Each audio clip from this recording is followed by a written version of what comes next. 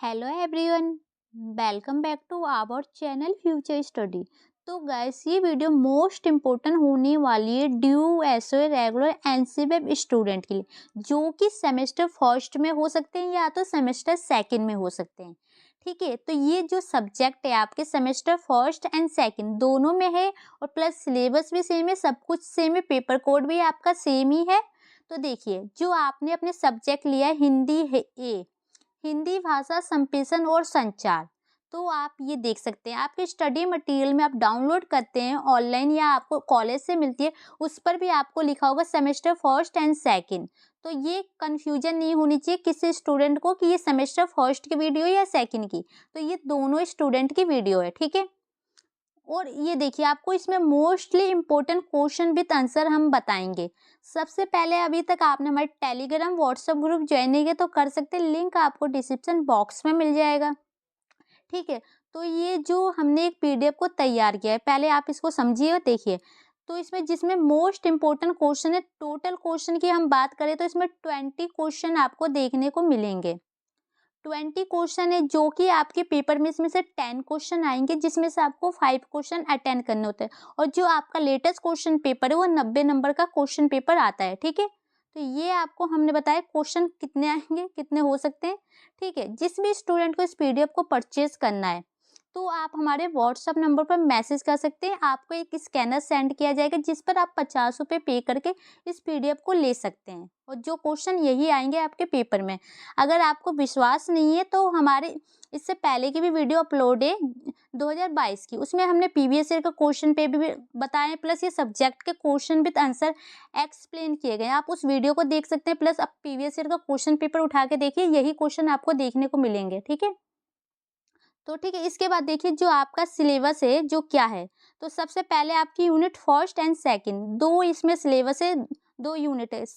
जो यूनिट आपके फर्स्ट में 2 चैप्टर आते हैं, प्लस यूनिट सेकंड में आपके 4 चैप्टर आ रहे हैं। टोटल मिला के आप कह सकते हैं कि 6 चैप्टर है, आपके अकॉर्डिंग सिलेबस भी लिखा है, मैच कर सकते हैं। तो ये हो गई सिलेबस की बात। अब देखिए, हर चैप्टर से हमने इंपॉर्टेंट क्वेश्चन लिया है, प्लस आंसर भी लिखे हैं, क्वेश्चन विद आंसर की ये पीडीएफ है। इसमें हम आपको देखिए 20 जो क्वेश्चन है वो हम आपको पहले बताएंगे कि क्वेश्चन क्या क्या है, और क्वेश्चन के आंसर जो इस पीडीएफ में किस टाइप से लिखे गए हैं, कि जो आपको अगर किसी स्टूडेंट को इस पीडीएफ को लेने का मन हुआ तो आपको एक बार पता होना चाहिए कि डेमो पीडीएफ में क्या है क्या नहीं है, आपके लिए बेनिफिट है या नहीं है, तो ये आपके डाउट क्लियर होने चाहिए। ठीक है, तो और इसके बाद जो आपका क्वेश्चन नंबर फर्स्ट है, ये दिख रहा है, इस क्वेश्चन का क्वेश्चन विद आंसर भी एक्सप्लेन करेंगे वीडियो के एंड में, पहले हम क्वेश्चन बताएंगे। ठीक है, तो ये मत कहिएगा कि क्वेश्चन तो एक्सप्लेन किया नहीं, तो वीडियो के एंड में ही आपको क्वेश्चन एक्सप्लेन किए जाएंगे। पहले हम क्वेश्चन बताते हैं, फिर आंसर आपको बताएंगे। ठीक है, तो आपका चैप्टर फर्स्ट है, इसका देखिए, संप्रेषण या संचार का अर्थ, वे परिभाषा तथा संप्रेषण की अवधारणा को स्पष्ट कीजिए। तो एक चीज आपको और भी ध्यान देना है यहाँ पर, कि आपके पेपर में या तो संप्रेषण पूछा जा सकता है या संचार पूछा जा सकता है, दोनों वर्ड एक ही है। ठीक है, अलग अलग तरीके से पूछने का तरीका हो सकता है बेशक, लेकिन ये दोनों में से कुछ भी आए, आंसर सेम लिखने, वर्ड एक ही है। ये आपको क्लियर हो गया। तो सबसे पहले पीडीएफ में देखिए क्या है, सबसे पहले आपको संप्रेषण का अर्थ लिखा गया है, फिर इसकी जो परिभाषा है अलग अलग राइटर के अकॉर्डिंग लिखी गई है, 3 राइटर है, फिर इसकी जो अवधारणा के पॉइंट आपको यहाँ देखने को मिले, इस टाइप से आंसर आपको इसका क्वेश्चन फर्स्ट का देखने को मिला।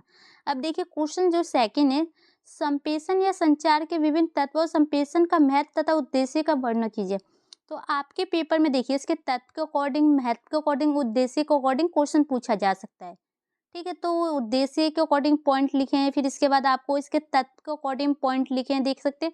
पॉइंट टू पॉइंट आंसर है, जिसमें आपको पेपर में पॉइंट वाले आंसर लिखते हैं उसमें ज़्यादा आपको नंबर दिए जाते हैं। फिर इसके महत्व के अकॉर्डिंग भी पॉइंट है, ये देख सकते हैं, सभी पॉइंट टू पॉइंट आंसर है। ठीक है, इसके बाद जो आपका निष्कर्ष भी लिखा गया है इसमें। फिर आपका क्वेश्चन जो थर्ड है इस चैप्टर का, संप्रेषण से आप क्या समझते हैं, संप्रेषण की प्रक्रिया और संरचना तथा संप्रेषण की प्रकृति का अहम विशेषता का वर्णन कीजिए। तो उल्लेख कीजिए, वर्णन कीजिए, एक ही होता है। ठीक है, तो ये देखिए सबसे पहले संप्रेषण किसे कहते हैं, उसकी संरचना और उसकी प्रक्रिया के अकॉर्डिंग पॉइंट यहाँ पर देखने को मिल रहे हैं। फिर इसके बाद जो आपका बनेगा, इसकी प्रकृति की विशेषता कह सकते हैं, विशेषता है, इसके पॉइंट है। तो ये आपको 3 क्वेश्चन हमने आपको बताया संप्रेषण के अकॉर्डिंग। इसमें से आपके एक क्वेश्चन तो आप 100% लिख सकते हैं, क्वेश्चन आएगा, और एक क्वेश्चन कम से कम आपका 20 नंबर का बनता है। तो 3 क्वेश्चन में से एक क्वेश्चन आता है जिसमें से आप 20 नंबर इजीली ले सकते हैं याद करके, और क्वेश्चन पॉइंट टू पॉइंट अच्छे भी है, ठीक है। इसके बाद जो आपका चैप्टर सेकंड है वो देखते हैं। और गाइस जो क्वेश्चन आपको बता रहे हैं प्लस इसके क्वेश्चन विद आंसर की भी वीडियो अपलोड है, उसका भी हम आपको लिंक बता देंगे, डिस्क्रिप्शन बॉक्स में दिया है। अगर आप वीडियो देखना चाहते हैं जो पिछले ईयर के 2022 के थे वो आप देख सकते हैं। ठीक है, तो ये देखिए चैप्टर सेकंड का क्वेश्चन है, संप्रेषण एवं संचार से आप क्या समझते हैं? संप्रेषण एवं संचार के संबंध को स्पष्ट कीजिए। तो ये इसके आपको आंसर देखने को मिल जाएगा।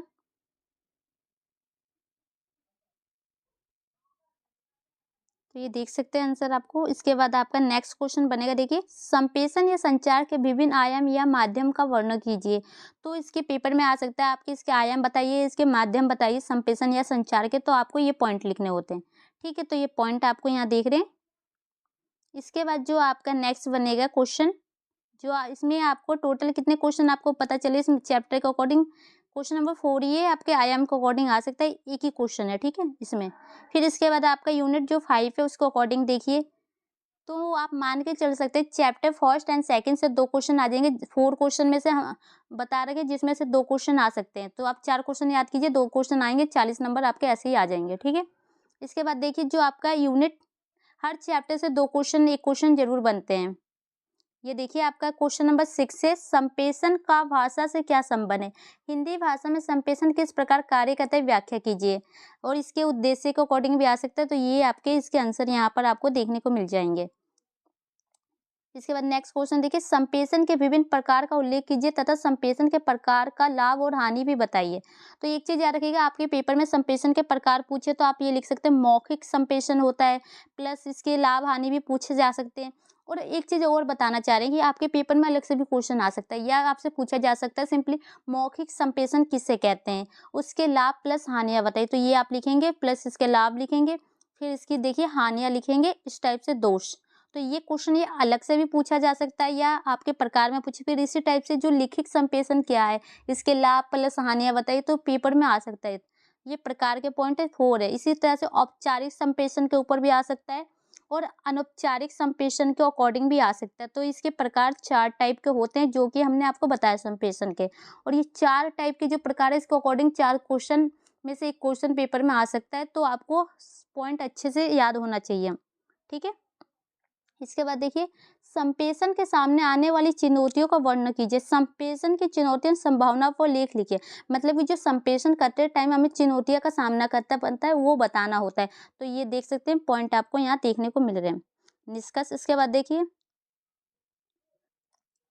जन संचार माध्यम में संप्रेषण की भूमिका पर प्रकाश डालिए। तो आपको बताना है, देखिए क्वेश्चन और है, संप्रेषण के माध्यम के रूप में जन संचार माध्यम की भूमिका पर प्रकाश डालिए। तो क्वेश्चन ये है आपका, इसका आंसर ये आ रहा है, शॉर्ट क्वेश्चन है। इसके बाद देखिए आपका यूनिट जो सेकंड है उसका चैप्टर जो सेकंड बनता है उसको अकॉर्डिंग क्वेश्चन आ गया। और ये भी यूनिट आपकी मोस्ट इंपॉर्टेंट है क्योंकि इसमें से भी आपके कम से कम 2 क्वेश्चन या 3 क्वेश्चन आएंगे इस यूनिट चैप्टर से। इंपॉर्टेंट यूनिट है। तो देखिए सबसे पहला क्वेश्चन है 10, प्रतिवेदन का अर्थ और स्वरूप प्रतिवेदन के प्रमुख तत्व को स्पष्ट कीजिए। तो सबसे पहले इसका अर्थ, फिर परिभाषा, फिर प्रतिवेदन किसे कहते हैं।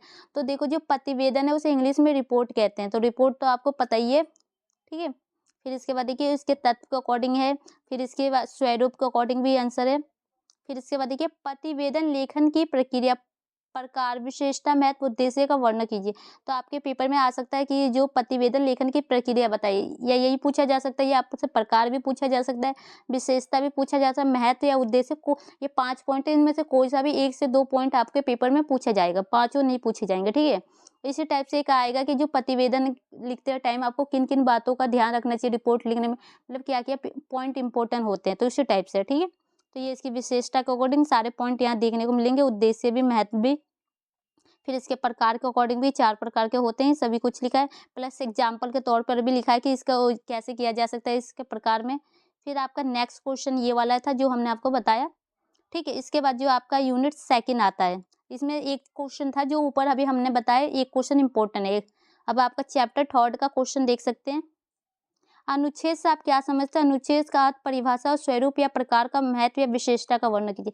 मोस्ट इंपोर्टेंट क्वेश्चन है ये भी और इससे ऊपर वाले भी। चैप्टर सेकंड से हमने पहले ही बताया, ये चैप्टर थर्ड का आ गया इंपॉर्टेंट क्वेश्चन। ठीक है। तो ये सबसे पहले इसका अर्थ, फिर ये कहते किसे, प्लस इसकी महत्व या विशेषता कह सकते हैं आप। फिर इसके बाद आपको देखिए क्वेश्चन क्या है, अनुच्छेद लेखन करते समय आपको जो भी बातें ध्यान में रखनी चाहिए उसके कुछ पॉइंट है, और एक अच्छा अनुच्छेद कैसे लिखा जा सकता है, पेपर में आ सकता है कि आप बताइए कि अनुच्छेद कैसे लिखे, तो उसको अकॉर्डिंग आपको ये पॉइंट बताने हैं। फिर इन दोनों में देखिए क्वेश्चन नंबर 14 है, इन दोनों में अंतर के अकॉर्डिंग क्वेश्चन पूछा जा सकता है।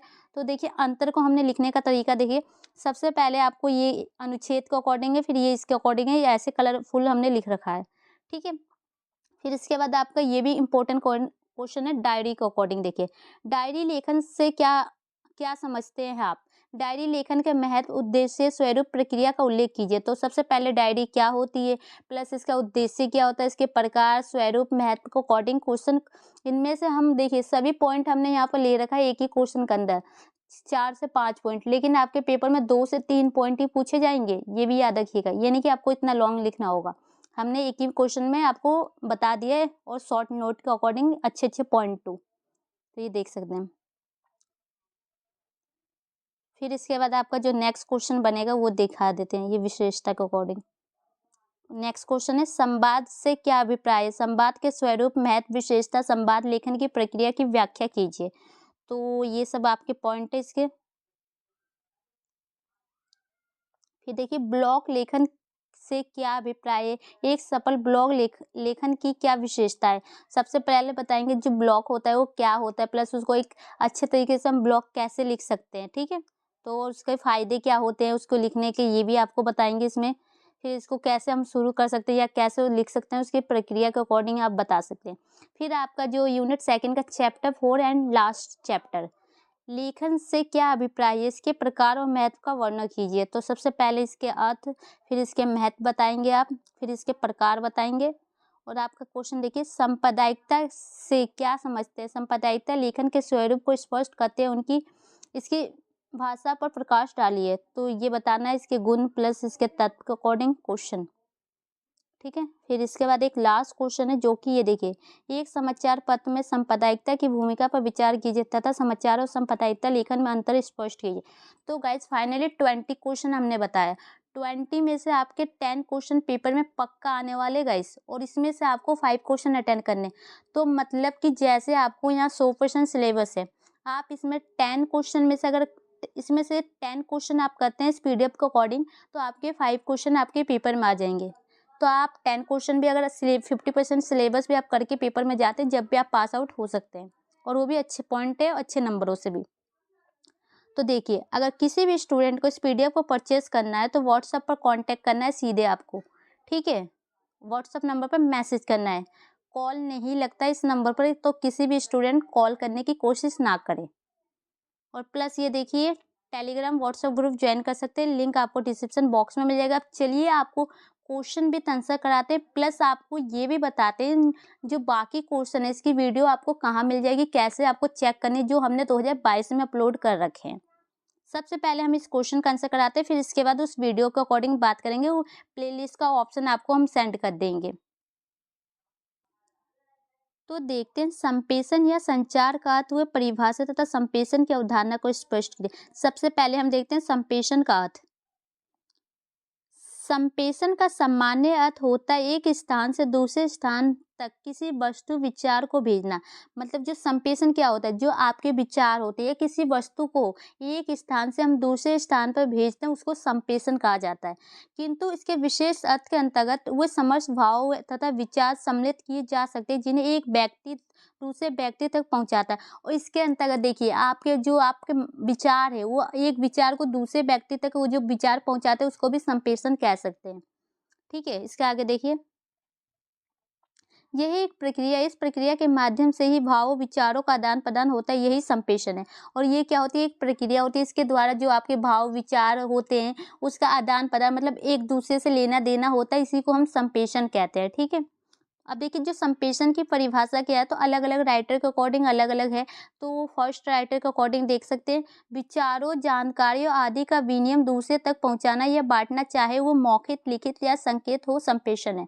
मतलब कि जो भी आपके विचार होते हैं, कुछ जानकारी होती है, किसी चीज़ को बाँट देते हैं आप दूसरे में, या आप किसी व्यक्ति तक पहुँचा देते हैं। मौखिक रूप से मतलब कि मुँह के ज़रिए, या लिखित रूप से, या लिख के भेज सकते हैं, या संकेत में मतलब इशारों के ज़रिए, जैसे कुछ भी आँखों से, हाथों से इशारा करके, तो इस टाइप से होता है, ठीक है? इसका सेकंड राइटर के अकॉर्डिंग देखिए, संप्रेषण एक व्यक्ति से दूसरे व्यक्ति को सुचारू का हस्तांतर है, और चाहे वे उसमें विश्वास व्यक्त करे या ना करे। मतलब कि देखो, संप्रेषण एक व्यक्ति से दूसरे व्यक्ति को पहुँचाने का ज़रिया है, चाहे वो व्यक्ति उस पर विश्वास करे या ना करे, उसकी मर्ज़ी होती है।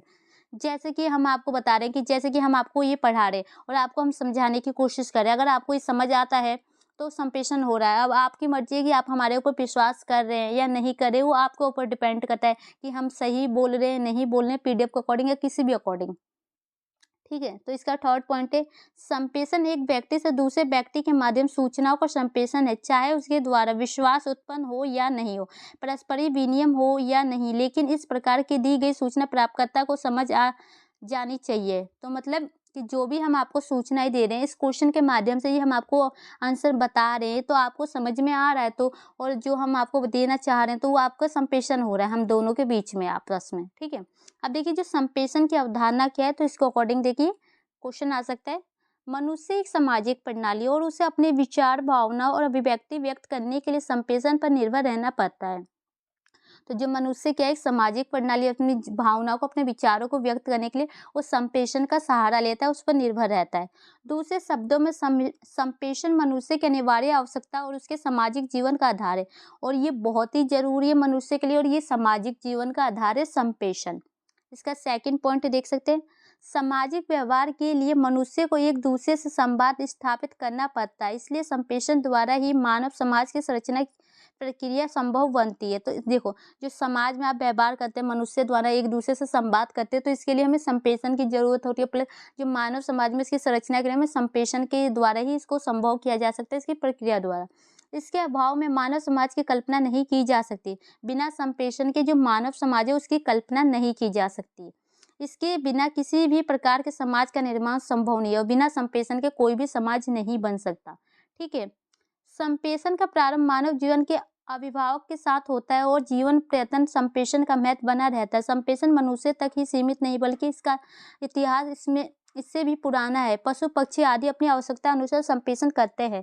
तो देखो, जो मनुष्य है, जब जीवन लेता है वो, तो उसके द्वारा ही उसके संप्रेषण के महत्व को समझने लगता है, उसके लिए बहुत ज़्यादा जरूरी होता है, और इसका इतिहास ना काफ़ी ज़्यादा पुराना है, ये मनुष्य तक ही सीमित नहीं है। इसके द्वारा जो पशु पक्षी होते हैं ना, वो भी संप्रेषण करते हैं। जैसे कि जो हाव-भाव से, अपने चाल-चलन से पशु पक्षी एक दूसरे से बात करते हैं, वो संप्रेषण होता है। उसी तरह मनुष्य भी इशारों और ध्वनियों से माध्यम से संप्रेषण करना प्रारंभ करता है, और मनुष्य भी अपने हाव-भाव या इशारों से, ध्वनियों के माध्यम से संप्रेषण करता है। आगे चलकर मनुष्य ने भाषा और उसे अभिव्यक्त करने वाले संकेत चिन्हों को संप्रेषण का माध्यम बनाया। तो जो आगे चल के, जैसे अभी के टाइम में जो मनुष्य है, वो संकेत जो चिन्ह होते हैं, उसको संप्रेषण का माध्यम बना चुके हैं। ठीक है? इसके बाद देखिए, समय के साथ जैसे जैसे तकनीकी विकास होता गया, संप्रेषण की प्रक्रिया में भी परिवर्तन होता गया, और संप्रेषण के माध्यम भी विकसित होते गए। कहने का तात्पर्य यह है कि मानव सभ्यता एवं संप्रेषण माध्यम का विकास समस्त रूप से विकसित होता गया। मतलब कहने का तात्पर्य है कि जैसे जैसे हमारे समाज का विकास हुआ, तकनीकी का विकास, वैसे जो संप्रेषण की प्रक्रिया में परिवर्तन भी हुए, प्लस इसका विकास भी, और ये पूरे में विकसित हो चुका है, और संप्रेषण के माध्यम से ही विकास संभव हुआ है विकसित देश। इस तरह मनुष्य ने संप्रेषण की प्रक्रिया संप्रेषण से प्रारंभ की, और समूह संप्रेषण के आगे बढ़ती हुई आज भी प्रिंट, इलेक्ट्रॉनिक जैसे माध्यम ने जन संप्रेषण तक विकसित हो गए। तो जो संप्रेषण के माध्यम से जो प्रिंट होती है, इलेक्ट्रॉनिक माध्यम, इनके द्वारा भी संप्रेषण होता है। जीवन जगत में मनुष्य ही ऐसा प्रणाली जो अपने विचारों को शब्दों के द्वारा, मौखिक या लिखित दोनों रूप में व्यक्त कर सकता है। ये क्षमता अन्य जीव जंतु में नहीं है। तो जो देखो, मनुष्य एक ऐसा जीवित प्रणाली है जिसके द्वारा जो वो लिखित तरीके से प्लस मौखिक तरीके से, दोनों तरीके से संप्रेषण कर सकता है। लेकिन जो ये क्षमता होती है ना, ये जीव जंतु मतलब पशु पक्षी में नहीं होती है, मनुष्य के पास ही है। क्योंकि पशु पक्षी तो लिख सकते नहीं है, बेशक इशारों से या मौखिक रूप से आपस में अपने इशारों से बात करेंगे। आज संप्रेषण का महत्व हमारे जीवन के सामाजिक, आर्थिक, प्रशासनिक, एवं शिक्षा जैसे आदि क्षेत्रों में बढ़ गया है। तकनीकी विकास ने इसके महत्व को और भी बढ़ा दिया। ज्ञान, विज्ञान और सूचना को लोगों तक पहुंचाने में संप्रेषण की उपयोगिता बढ़ गई है। तो देखिए, आज के जो समाज में बताया जा रहा है कि जो संप्रेषण का महत्व सभी जीवन में आपको मिल रहा है। आर्थिक के अकॉर्डिंग और सामाजिक, प्रशासनिक, शिक्षा सभी क्षेत्र में आपको संप्रेषण का महत्व देखने को मिलेगा। प्लस जो वैज्ञानिक तरीके, ज्ञान, विज्ञान, ये सूचना, इन सभी में आपको संप्रेषण के महत्व के बारे में देखने को मिलेगा। साथ ही इसके समक्ष ये चुनौती भी है कि कैसे सूचनाओं को सरल, सुगम और कम से कम समय में जन सुलभ बनाया जा सके। उसके सामने एक चुनौती भी है कि जो हमारी सूचनाएं होती है एकदम सरल, आसान तरीके से कैसे हम पूरे विश्व में फैला सके। ठीक है। भोजन, पानी, मकान, कपड़ा की तरह संप्रेषण भी हमारी मूलभूत आवश्यकता बन गई। तो आप सभी को पता है कि जो भोजन, मकान और खान-पान जैसे कपड़े हो गए, ये सभी व्यक्ति के जो जीवित रहने का एक मूलभूत साधन होता है। इसी टाइप से जो संप्रेषण भी इसका माध्यम बन चुकी है, साधन बन चुकी है। परिवार से लेकर जनसमूह, राष्ट्र, विश्व तक के सुचारू संचालन में संप्रेषण की महत्वपूर्ण भूमिका है। इसके अभाव में ना केवल समाज टिका सकता है और ना ही राष्ट्र या विश्व। तो देखो, जो समाज में जो है इसकी बहुत ज़्यादा ही भूमिका है, राष्ट्र में, जनसमूह में। अगर इस संप्रेषण नहीं होगा तो एक किसी भी समाज की कल्पना नहीं की जाएगी, कोई भी विश्व नहीं होगा, कोई भी राष्ट्र की कल्पना नहीं होगी और कोई भी नहीं चल सकेगा। तो गाइस, ये क्वेश्चन हमने आपको कंप्लीट करा चुके हैं। अब चलिए देखिए, नेक्स्ट क्वेश्चन भी हम आपको करा देंगे, एक करके इस पीडीएफ को अकॉर्डिंग भी हम करा देंगे। लेटेस्ट पीडीएफ है जो इसमें देखिए आपका सेकंड क्वेश्चन क्लासेस सेकंड में बताएंगे। इसमें हमने आपको क्वेश्चन बताया प्लस एक क्वेश्चन का आंसर करा दिए।